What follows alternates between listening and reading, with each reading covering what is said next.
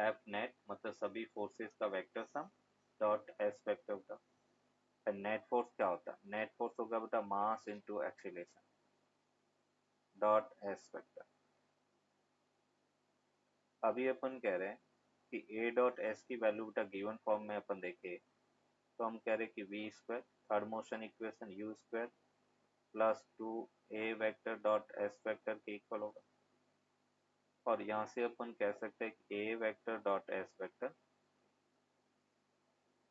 वो हमें मिलेगा 1/2 V square minus U square.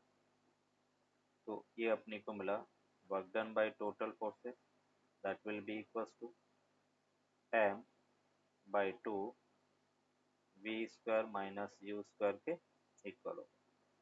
Means work done by total forces equals to half m V square minus U square के equal. ये बेटा work done by total forces होगा। और half M we square को अपन लिख सकते हैं final kinetic energy, half M U square को हम लिख सकते हैं इनिशियल काइनेटिक एनर्जी। ये अपन कह रहे कि final kinetic energy minus initial kinetic energy के इक्वल होगा।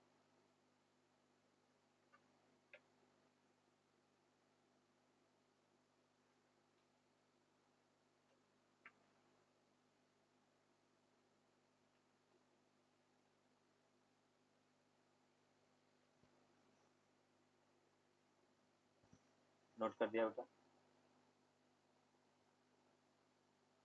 Yes sir.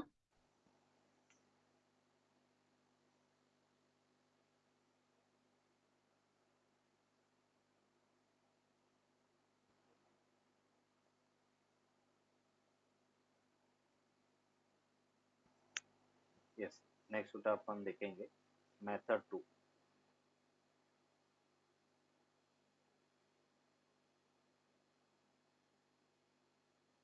अगर पार्टिकल इस तरह से बेटा एक कर्व पाथ पे मोशन कर रहा है, इसका रेडियस ऑफ कर्वेचर बेटा r है। इनिशियली t इक्वल्स टू 0 पे पार्टिकल इधर है, यहाँ पे वेलोसिटी बेटा इसका u है। इसी टाइम t पर बेटा अपन कह रहे फाइनल वेलोसिटी v है। इनिशियल वेलोसिटी u है और फाइनल वेलोसिटी v है। और इसी मोमेंट पर अपन कह रहे कि पार्टिकल यहाँ पर है, ये बेटा टेंजेंशियल फोर्स है, ये सेंट्रीपिटल फोर्स है। तो अभी जब कर्व पाथ पे मोशन करता है तो पार्टिकल पे दो फोर्स लगेगा, एक बेटा सेंट्रीपिटल फोर्स और दूसरा अपन कह रहे कि टेंजेंशियल फोर्स। तो work done by total forces की अगर अपन बात करें तो हम कह सकते हैं work done by centripetal force plus बेटा work done by tangential force है। और work done by centripetal force हमें पता है कि जीरो होता है हमेशा। जब भी कोई पार्टिकल सर्कुलर मोशन करता है तो सेंट्रीपिटल फोर्स के कारण वर्क डन ऑलवेज जीरो होता है। तो यहाँ पे अपन कह सकते हैं कि work done by centripetal force equals to zero and work done by total force हम कह सकते हैं टेंजेंशियल है, वो होगा work done by tangential force. और टेंजेंशियल फोर्स का वर्क डन हम लिख सकते हैं integration tangential force into displacement F T D S, क्योंकि टेंजेंशियल फोर्स और डिस्प्लेसमेंट सेम डायरेक्शन में होगा। और उसको हम कह सकते हैं फोर्स को बेटा mass into acceleration into D S. Acceleration को बेटा आपने लिखा M D V upon D T into D S हो गया। और D S by D T को अपन बी लिख सकते हैं, तो इसको मॉडिफाई किया तो ये मिला M V D V. Initial speed बेटा यू है और फाइनल स्पीड वी है। तो यहाँ पे अपन कह सकते हैं कि work done by total forces M, ये बेटा अपन कह रहे कि V square by 2 limit 0 to U के इक्वल होगा।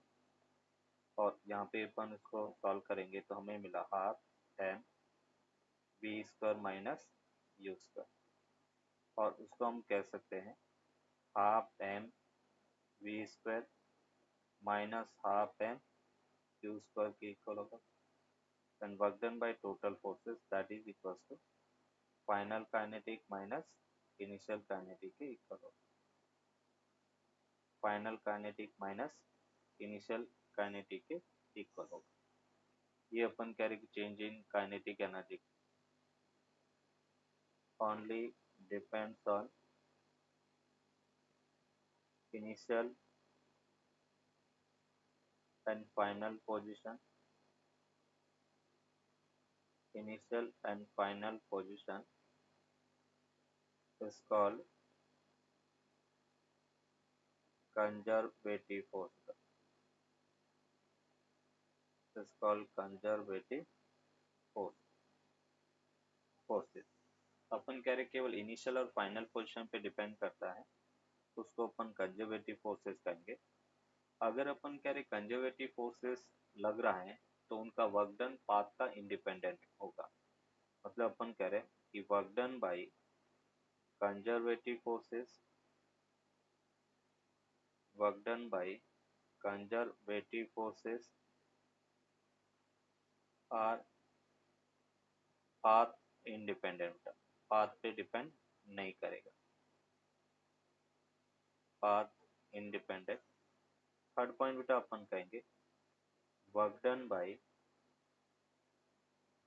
conservative forces, work done by conservative forces along the closed path, along the closed path is always zero। अगर एक क्लोज पाथ पे हम वर्क कर रहे हैं, जहाँ से स्टार्ट हुए वहीं पे पहुंचे, तो कंजर्वेटिव फोर्स है तो वर्क डन जीरो होगा। थर्ड पॉइंट बेटा अपन कहेंगे during work done by conservative forces, work done by conservative forces total energy remains conserved। Conservative forces total energy of the system, total energy of the system remains conserved। Total energy of the system will remains conserved। अगर हम conservative forces का example देखें तो हम कहेंगे gravitation force is the example of conservative force। का gravitation force, that is the example of conservative force। Spring force है वो भी एज ए कंजर्वेटिव फोर्स है। एक बेटा अपन 12th के अंदर इलेक्ट्रोस्टैटिक फोर्स पढ़ेंगे, वो भी कंजर्वेटिव फोर्स है। इलेक्ट्रोस्टैटिक फोर्स वो भी कंजर्वेटिव फोर्स है।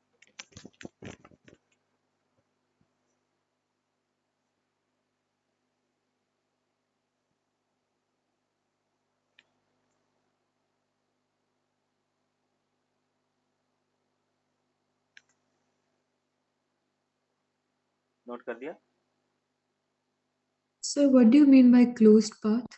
क्लोज पाथ मतलब जहां से स्टार्ट हुए वहीं पे अपन वापस आ गए, that is called close path. Okay, sir.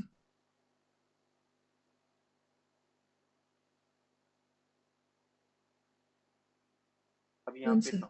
हम यहाँ पे नोट करके बेटा लिखेंगे कि अगर कोई फोर्स कंजर्वेटिव है तो मैथमेटिकली अपन कैसे उसको प्रूव करेंगे। तो हम कहेंगे a force F is a conservative, a force F is a conservative if delta upon delta x I cap plus delta upon delta y j cap plus delta upon delta z k cap cross F factor equals to 0। अगर अपन कह रहे हैं कि इसके साथ में F के साथ में क्रॉस प्रोडक्ट करें और वो 0 आता है तो हम कहेंगे कि फोर्स F कंजर्वेटिव है। यहाँ पे जो टर्म हमने यूज किया डेल्टा अपॉन डेल्टा एक्स, इसको हम कहेंगे partial differentiation with respect to X, partial differentiation with respect to X. Delta upon delta Y, इसको अपन कहेंगे partial differentiation with respect to Y.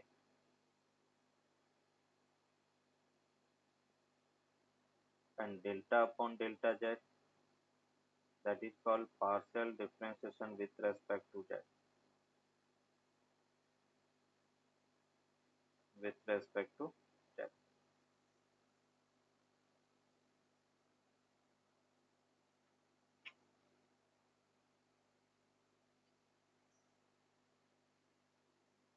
Note कर दिया। अभी देखो कैसे चेक करेंगे, उससे रिलेटेड एक एग्जांपल अपन देखते हैं।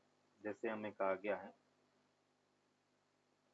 एफ वेक्टर इक्वल्स टू बेटा एक फोर्स से माइनस के Y I cap plus X J cap is conservative और नॉन कंजर्वेटिव। कंजर्वेटिव और नॉन कंजर्वेटिव, ये हमें चेक करना है कि गिवन फोर्स कंजर्वेटिव है या नॉन कंजर्वेटिव। तो अभी चेक करने के लिए बेटा आपने कहा कि इसका अपन i vector i cap j cap k cap, first अपने पास delta upon delta x, second delta upon delta y, third delta upon delta z, फिर माइनस के वाई माइनस के एक्स इक्वल्स टू 0। अब इसको अपन फाइंड करते हैं। जैसे आई कैप को अपने लिया, इसको बेटा डिफ्रेंशिएट करेंगे, पार्शियल तो 0 माइनस 0 0 हो गया, फिर माइनस जे कैप और ये हो गया 0 माइनस 0 का और माइनस के कैप, और के कैप में बेटा अपने को मिला माइनस के माइनस ऑफ माइनस के। तो ये बेटा फाइनली क्या मिल रहा है, 0 मिल रहा है ना। के माइनस के 0 हो गया, पूरा टर्म 0 हो गया, और 0 है तो हम ये कह सकते हैं कि hence force F is conservative. Is conservative मतलब अपन कह रहे कि गिवन फोर्स कंजर्वेटिव होगा।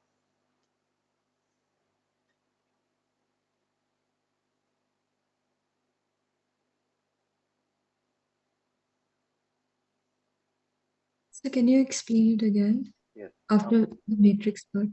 यस हम कह रहे हैं जब आई कैप की बात करें तो आई कैप का रो और कॉलम छोड़ देते हैं, तो 0 का वाई के रेस्पेक्ट में पार्शियल डिफरेंस है, ये 0 है, 0 का वाई के रेस्पेक्ट में 0 आ गया, फिर के एक्स का जेड के रेस्पेक्ट में 0 आ गया, तो 0 माइनस 0 0 हो गया, फिर जे कैप को विथ नेगेटिव साइन तो माइनस जे कैप, फिर इस कॉलम और इस रो को छोड़ा। अभी अपन कह रहे कि इस 0 का एक्स के रेस्पेक्ट में डिफ्रेंसिएशन 0 आ गया, फिर के वाई का जेड के रेस्पेक्ट में डिफ्रेंसिएशन 0 आ गया, क्योंकि पार्शियल डिफ्रेंसिएशन में केवल जेड का डिफ्रेंसिएशन, बाकी को कांस्टेंट लेके चलेंगे।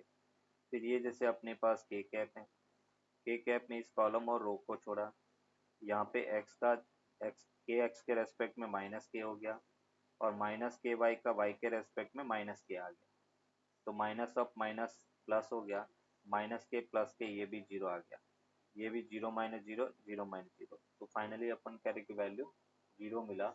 इसका मतलब अपन कहेंगे कि given force conservative forces.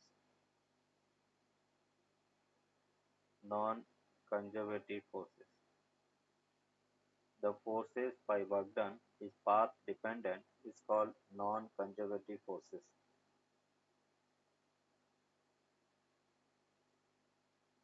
During non-conservative during work done by non-conservative forces, work done by non-conservative forces, heat loss will take place, या energy loss will take place in the form of heat. Energy loss will takes place in the form of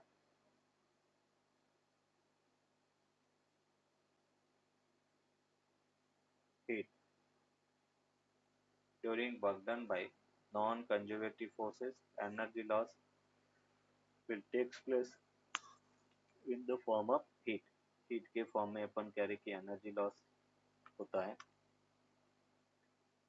next बेटा अपन कहेंगे कि जब भी work done bye non conservative, हमने कहा था क्लोज पाथ के अलोंग कंजर्वेटिव फोर्सेस के कारण वर्क डन जीरो होता है, बट नॉन कंजर्वेटिव फोर्सेस के कारण वर्क डन नॉन जीरो होगा। Along the close path, along the closed path, the work done by non-conservative forces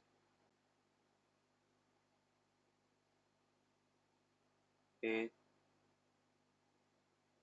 non-zero बेटा।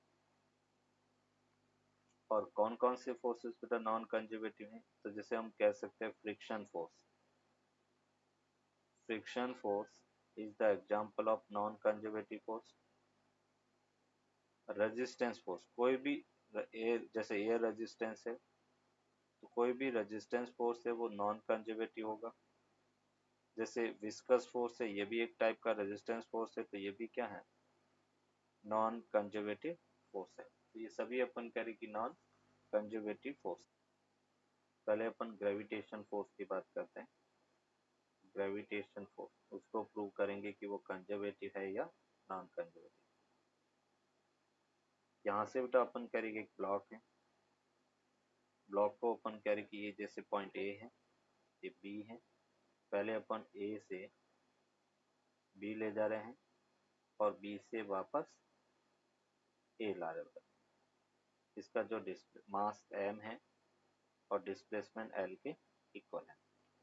तो अगर मैं यहाँ पे टोटल वर्क डन फाइंड करता बेटा, पहले अपन कहेंगे a से b तक का वर्क डन प्लस बेटा b से a तक का वर्क डन। बोलो बेटा a से b तक का वर्क डन कितना होगा? इस कंडीशन में a से b तक का वर्क डन कितना होगा? तो हम कह सकते हैं बेटा mg sin थीटा, जो डाउनवर्ड फोर्स लग रहा है और डिस्प्लेसमेंट अपवर्ड है, तो फोर्स डाउनवर्ड है और डिस्प्लेसमेंट अपवर्ड है, तो वर्क डन नेगेटिव हो गया, minus mg sin theta into L. फिर b से a तक का अगर बात करें, वापस नीचे आ रहा है तो ग्रेविटी फोर्स नीचे बेटा mg sin थीटा और डिस्प्लेसमेंट भी नीचे एल। तो टोटल वर्क डन बेटा क्या हो गया? जीरो। देखो यहाँ पे अपन कह रहे कि वर्क डन इनिशियल और फाइनल पोजीशन पे डिपेंड कर रहा है, पाथ पे डिपेंड नहीं कर रहा है। इसका मतलब ग्रेविटेशन फोर्स कैसा हो गया? कंजर्वेटिव। तो हम ये कह सकते हैं कि work done depends on initial and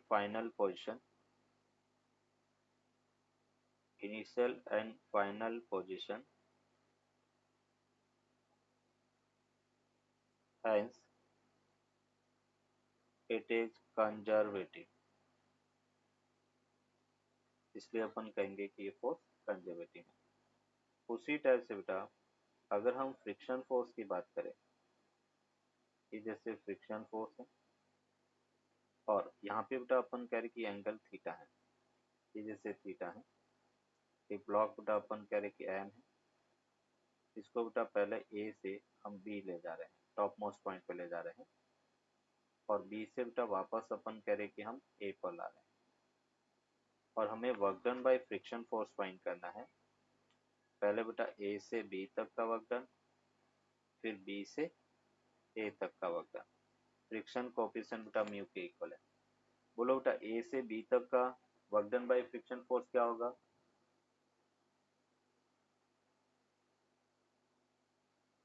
So minus m nu sin theta. No, minus mu M G cos theta into L बेटा, ये होगा फ्रिक्शन फोर्स। क्या होगा? Mu M G cos theta होगा ना, और डिस्प्लेसमेंट एल, डिस्प्लेसमेंट ऊपर की तरफ है और फ्रिक्शन फोर्स नीचे लगेगा। Friction force mu into N होता है, क्लियर? और एन की वैल्यू यहाँ पे क्या होगा? एम जी कॉस थीटा। Yes, sir. और अभी अपन बी से ए तक की बात करें तो उसमें भी बेटा सेम वर्क डन होगा, minus mu M G cos theta into बेटा एल, क्योंकि जब नीचे आएगा पार्टिकल तो फ्रिक्शन फोर्स ऊपर लगेगा, और डिस्प्लेसमेंट डाउनवर्ड है तो ये भी नेगेटिव। नेगेटिव नेगेटिव दोनों बेटा क्या हो रहा है? ऐड हो रहा है। तो यहाँ पे अपने को मिला minus two mu M G cos theta into l के इक्वल होगा। अभी देखो यहाँ पे नॉन जीरो वर्क डन है, initial and final position same है but work done non zero है, इसलिए हम कह सकते हैं कि work done depends on path, initial और फाइनल पोजीशन पे डिपेंड नहीं कर रहा है। इसका मतलब फ्रिक्शन फोर्स नॉन कंजर्वेटिव है। तो हम ये कह सकते हैं कि hence the work done by friction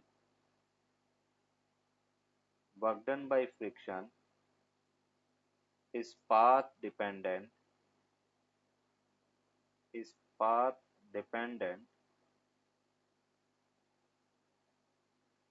hence it is non conservative.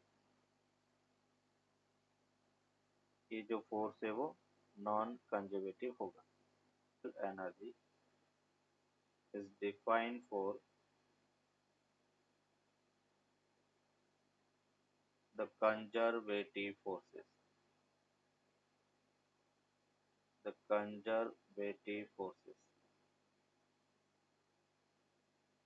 Potential energy है वो कंजर्वेटिव फोर्सेस के लिए डिफाइन होती है।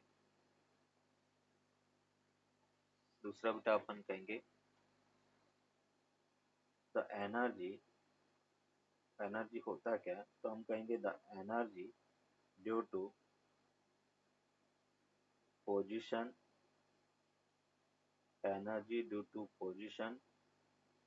Shape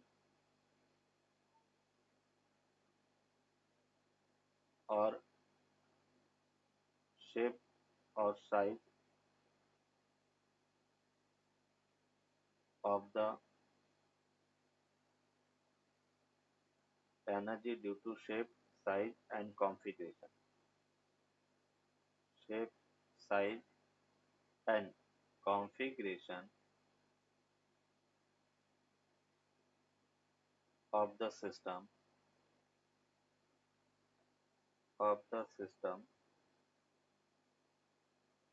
is called potential energy।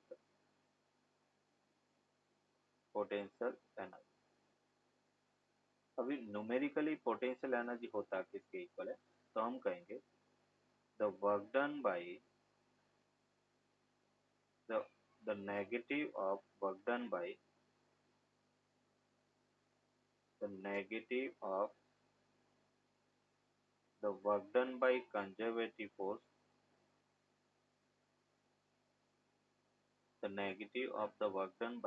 conservative force, is called potential energy।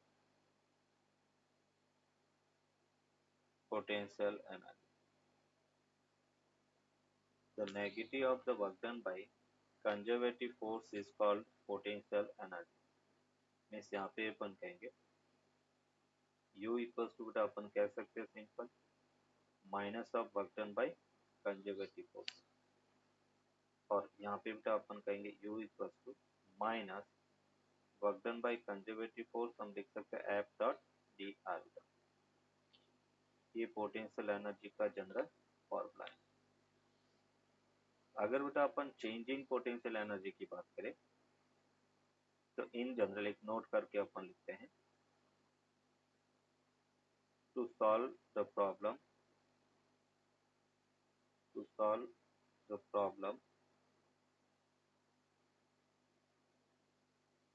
we use change in potential energy।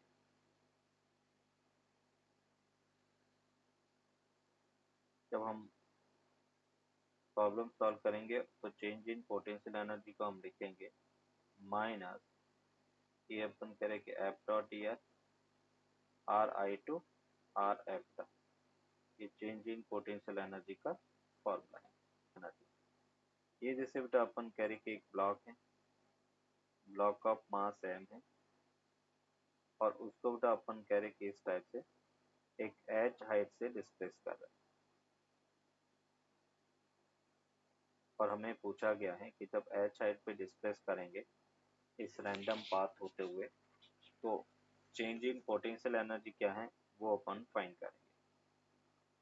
अभी अपने कहा है कि जो change in gravitational potential energy है वो minus of work done by gravity force हो गया, क्योंकि gravitation potential energy gravitation force के लिए डिफाइन होती है, तो हम कहेंगे कि minus of work done by gravity force.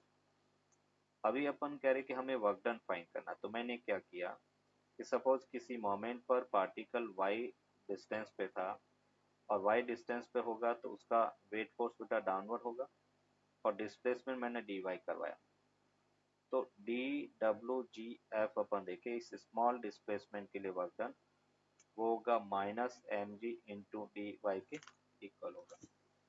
Miss यहाँ पे अपन कह सकते हैं कि work done by gravity force equals to negative of minus mg into dy के इक्वल होगा, y equals to 0 to h हो गया, क्योंकि हम डिस्प्लेसमेंट की बात करते हैं।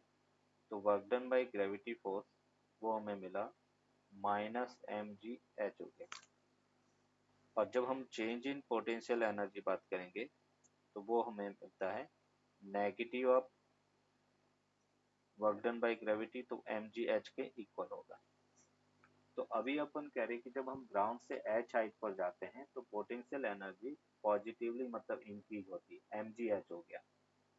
तो अभी बेटा अपन क्या कहेंगे, एक नोट करके अपन लिखते हैं कि इफ हाइट मतलब h इज कंपेरेबल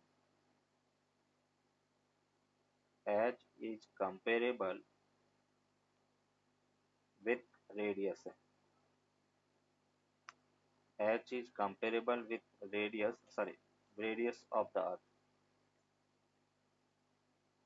हाइट है वो अपन कह रहे कि अर्थ के रेडियस के अगर कंपेरेबल है, उस केस में बेटा अपन कहेंगे कि जो change in gravitational potential energy है उसका फॉर्मूला थोड़ा चेंज होगा, mgh 1 plus h upon R E के इक्वल होगा। तब हम डायरेक्टली mgh यूज नहीं कर सकते, तब हम फॉर्मूला यूज करेंगे mgh upon 1 plus h upon R ई जो है वो रेडियस ऑफ अर्थ है। ये फॉर्मूला अपन ग्रेविटेशन चैप्टर में पढ़ेंगे, अभी एज ए इंफॉर्मेशन याद रखेंगे, radius of the earth R E जो है that is called radius of the earth. h अपन कह रहे कि उसकी हाइट है, R E radius of the earth है। अगर अपन कह रहे कि इसी के अंदर बेटा if h is very very less than R E, हम कह रहे कि वेरी स्मॉल है हाइट 100 मीटर 10 मीटर, उस केस में अपन कह सकते हैं कि जो डेल्टा यू जी है वो mgh के इक्वल होगा। जो हमने फॉर्मूला डिराइव किया है वो तभी वैलिड होगा जब हाइट अर्थ की रेडियस की कंपेरेटिव नेग्लिजिबल है। Then find the change in gravitational potential energy. Change in gravitational potential energy.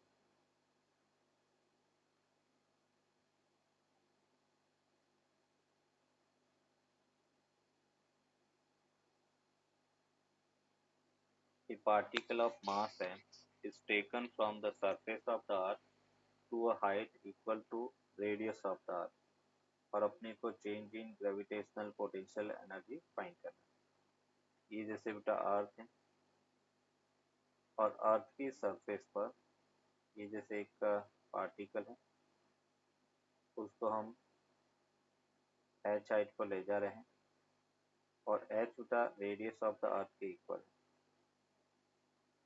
और हमें पूछा गया है कि चेंज इन पोटेंशियल एनर्जी।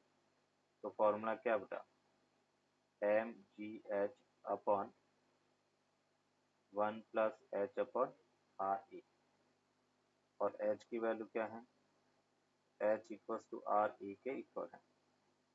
तो delta U G equals to M G, ये बेटा अपन कह रहे कि r upon 1 plus R upon R हो गया। तो फाइनली बेटा अपने को मिला M G R E by 2 के इक्वल होगा। ये बेटा change in gravitational potential energy.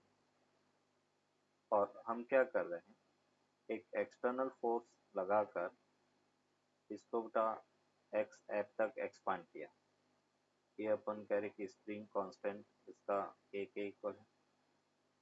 और हमें पूछा गया है कि change in spring potential energy क्या है, वो फाइंड करना है। तो हम कैसे फाइंड करेंगे कि डेल्टा यू स्प्रिंग जो है वो work done by negative of work done by spring force होगा। स्प्रिंग फोर्स जितना वर्क करेगा उसका negative change in spring potential energy के इक्वल होगा। अभी देखो अपन कैसे फाइंड करेंगे। हम करें किसी मोमेंट पर स्प्रिंग में एक्सपांसन एक्स है और उसको dx से अपन और फर्दर एक्सपांड कर रहे हैं, dx से अपन उसको एक्सपांड कर रहे हैं।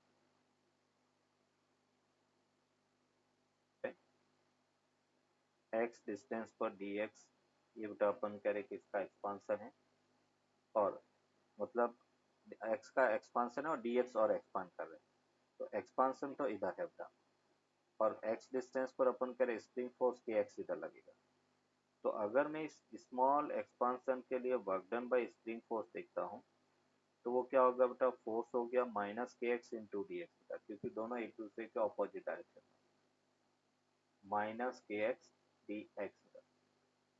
अगर अपन टोटल वर्क डन देखें बेटा, work done by spring force, तो वो कितना होगा, माइनस के बेटा के एक्स इंटू डी एक्स। ये अपने पास एक्स की वैल्यू बेटा कहाँ से कहाँ, तो हम कहेंगे X equals to X I to X F, ये अपने पास। और यहाँ से अपन कह रहे कि total work done by spring force अगर देखें तो ये बेटा अपने को मिला माइनस के एक्स का डी एक्स के रेस्पेक्ट में X square by two X I to X F, और उसको हम लिख सकते हैं माइनस हाफ के बेटा x f square minus x i square के इक्वल होगा। ये work done by spring force मिला। और हमें तो क्या चाहिए बेटा, minus of sorry change in spring potential energy, तो हम इसको नेगेटिव से मल्टीप्लाई करेंगे तो हमें मिला बेटा half k x f square minus x i square के इक्वल होगा। ये change in spring potential energy है, half k x f square minus x i square के इक्वल होगा। स्टूडेंट इसमें मिस्टेक क्या करता है कि वो एक्सपांशन में तो पोटेंशियल एनर्जी पॉजिटिव लेता है, कंप्रेशन में नेगेटिव ले लेता है, जबकि ऐसा नहीं है। xi equals to 0 और xf equals to x, it may be compression and expansion। तो डेल्टा यू स्प्रिंग जो है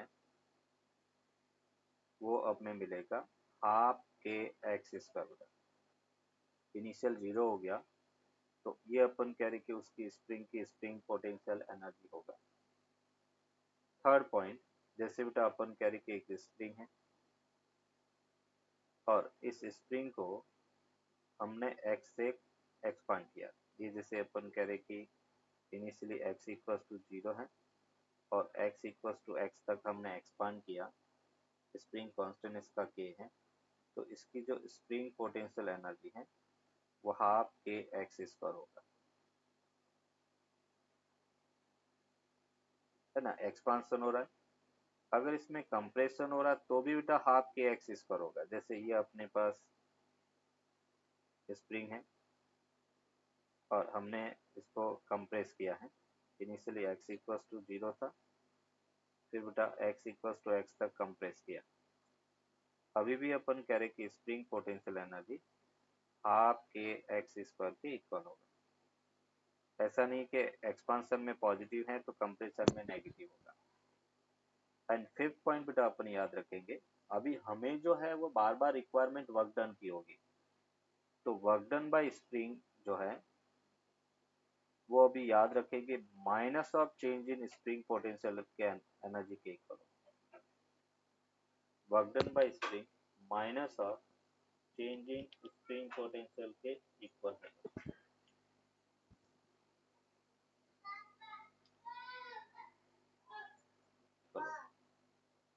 If the above block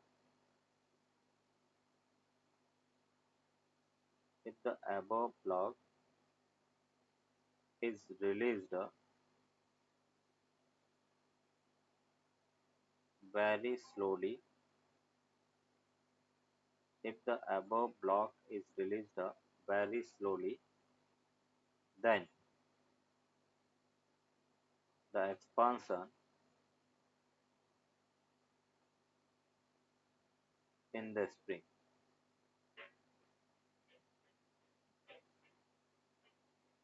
तो देखो एक्सपांशन क्या होगा, जब स्लोली अपन इसको नीचे ले जा रहे हैं तो ये ब्लॉक वहां पे रुक जाएगा जब इस पे नेट फोर्स 0 होगा, तो नीचे बेटा mg लगेगा, ऊपर kx लगेगा। तो जब ये स्टॉप हो जाएगा, मतलब नेट फोर्स 0 होते स्टॉप हो जाएगा, तो उसका उस केस में एक्सपांशन mg/k के इक्वल होगा। जब हम इसको सडनली रिलीज करते हैं तो 2mg/k से एक्सपांड होगा, क्योंकि एकदम जर्क लगेगा नीचे। जब फोर्स 0 हुआ बट वेलोसिटी 0 नहीं हुआ तो ब्लॉक नीचे जाएगा। और जैसे अपन कह रहे हैं कि धीरे धीरे अपन ले जाएंगे तो ब्लॉक जहाँ पे नेट फोर्स 0 हो रहा है वहीं पे रुक जाएगा, तो उस केस में एक्सपांशन mg/k के इक्वल होगा।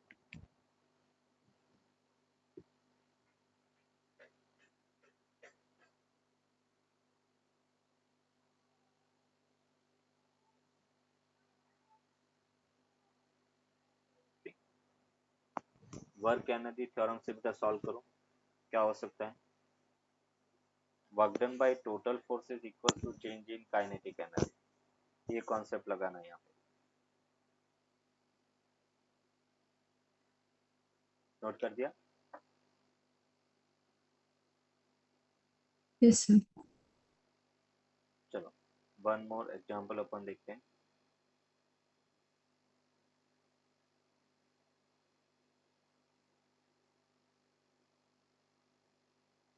ये जैसे बेटा अपन कह रहे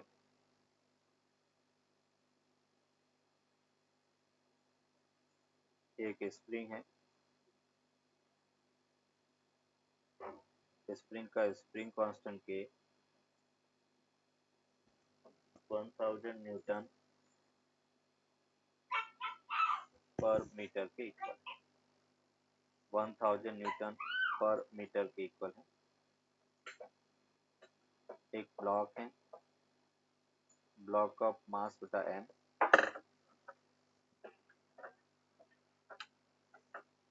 इसका मास अपन कह रहे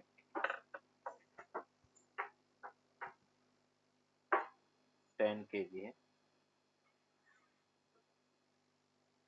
और ये बेटा एंगल अपन कह रहे कि 37 डिग्री के इक्वल है। और ये block after 4.8 metre, sorry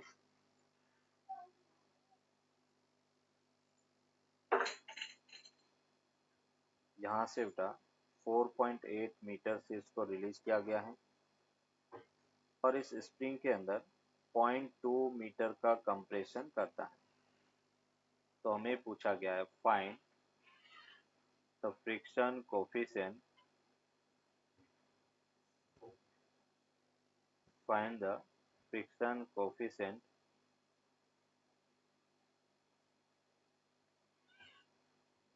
friction coefficient क्या है वो अपने को सबसे फर्स्ट अपन कहेंगे work done by total forces equals to change in kinetic energy. पहले तो ये आइडेंटिफाई करेंगे कि कौन कौन से फोर्स वर्क कर रहे हैं। तो एक तो work done by gravity force होगा, दूसरा work done by friction force होगा, तीसरा work done by spring force होगा, और चेंज इन काइनेटिक 0, क्योंकि इनिशियली रेस्ट में है और जब मैक्सिमम कंप्रेशन होगा तब भी रेस्ट में होगा, तो चेंज इन काइनेटिक 0 हो गया। अभी अपन कह रहे कि इसका वेट फोर्स कितना होगा, वेट फोर्स होगा 100 न्यूटन। इसका Sir, यस बेटा, so is it 120? No 120 friction coefficient possible नहीं है ना, फ्रिक्शन कोफिशिएंट लेस देन 1 आएगा।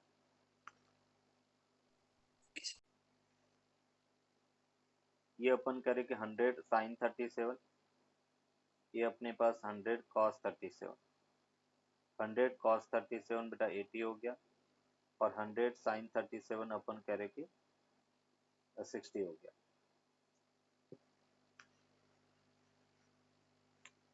अभी अपन कह रहे पहले work done by gravity force, तो work done by gravity force क्या हो गया बेटा 60 इंटू डिस्प्लेसमेंट 5 हो गया, 4.8 प्लस 0.2 बेटा work done by friction force क्या होगा, म्यू इंटू एन, एन की वैल्यू बेटा 80 इंटू डिस्प्लेसमेंट 5 हो गया। Work done by spring force क्या होगा, माइनस आर, के की वैल्यू 1000 इंटू 0.2 उसका स्क्वायर, इनिशियली नॉर्मल 0 हो गया, इक्वल्स टू 0।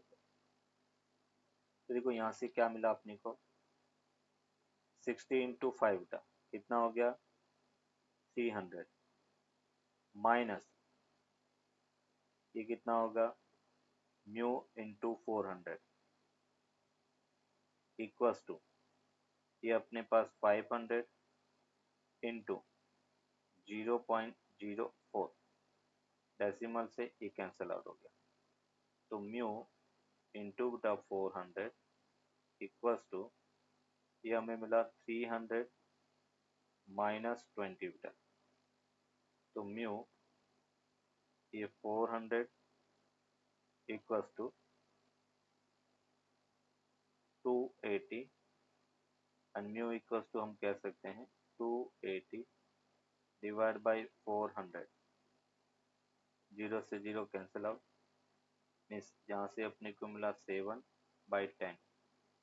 तो म्यू इक्वल्स टू कितना मिला 0.7 के इक्वल हो।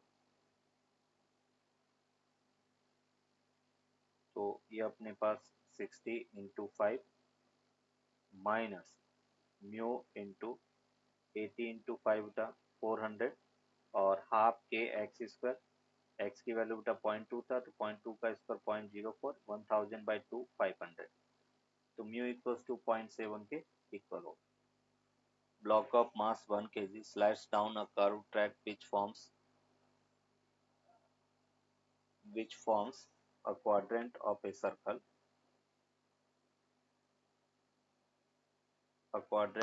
circle of radius 1 meter as shown in figure. The speed of block at the bottom of the track is 2 meter per second. Then find the work done by friction force. Work energy theorem बेटा apply करना है। Work done by total force is equals to the change in kinetic energy. कौन कौन से force work करेंगे, तो एक तो work done by gravity force करेगा, दूसरा बेटा work done by friction force करेगा। And change in kinetic energy तो हम कहेंगे half M we square final, initial बेटा रेस्ट में था तो 0 हो गया। Work done by gravity force क्या है, तो पार्टिकल यहाँ पे था 1 kg और फिर यहाँ पे आया तो वर्टिकल डिस्प्लेसमेंट उसका 1 मीटर हुआ। तो work done by gravity force हो गया एम जी इंटू आर का। Work done by friction force अपने को फाइंड करना है और ये हो गया half M we square.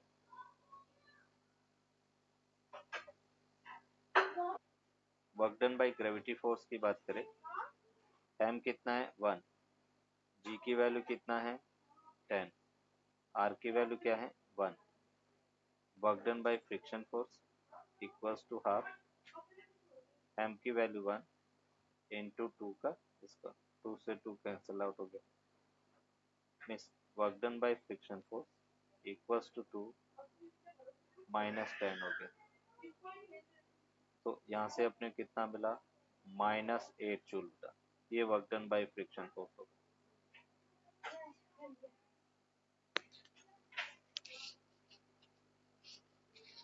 Work done by friction force -8 joule के इक्वल होगा।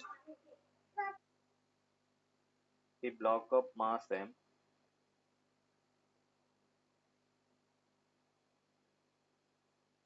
is attached to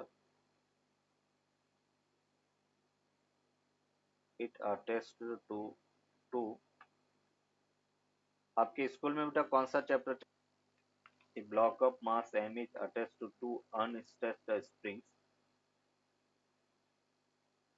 of spring constant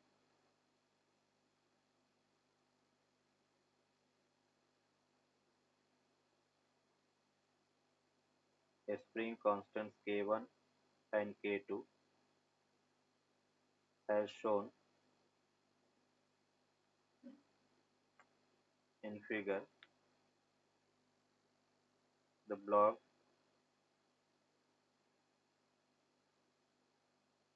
is displaced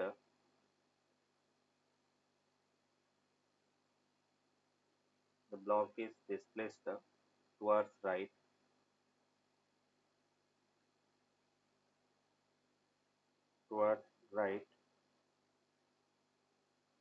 through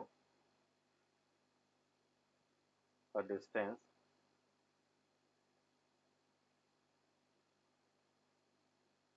x and is released,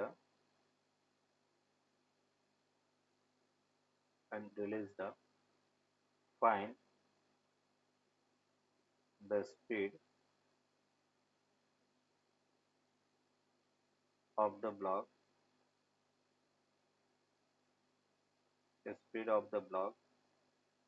as it passes through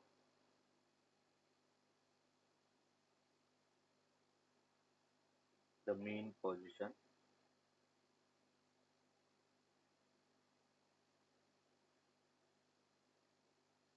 shown.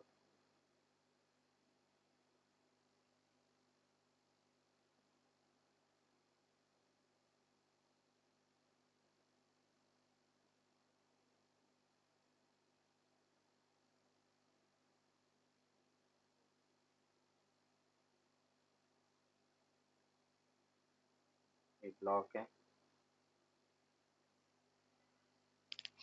Sorry, spring constant K1 है, ये K2 है। इसको अपने initially right side x distance से displace किया और फिर रिलीज किया।